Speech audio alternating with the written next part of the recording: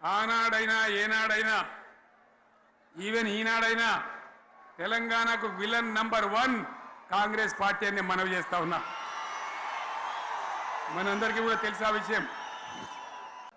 ఈ దేశంలో షేర్షా సూరి అని ఒక రాజు ఉండే. ఆయన కాలంలోనే రెవెన్యూ సంస్కరణలు తెచ్చినారు. నేను చెప్పే మాట మంచి వినాలి మీరు. చరిత్ర పొడుగుతో చూస్తే షేర్షా సూరి నుంచి స్వతంత్ర భారతం వచ్చిన తర్వాత ప్రజాస్వామ్య ప్రభుత్వాలు కూడా రైతుల దగ్గర రకరకాల శిస్తులు వసూలు చేసినారు, రైతుల దగ్గర డబ్బులు వసూలు చేసినారు, తహసీల్ రకాలు వసూలు చేసినారు, నీటి తీరువాలు వసూలు చేసినారు. కానీ రైతును చూడాలని వాడు అందుకోలే. భారతదేశంలోనే ఎక్కడ కూడా లేని స్కీమ్. నన్ను వాళ్ళు అడగలే, ఎలక్షన్లలో చెప్పలే.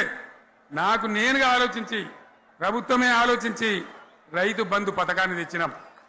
చాలా బ్రహ్మాండంగా రైతు బంధు పథకాన్ని అమలు చేసినాం.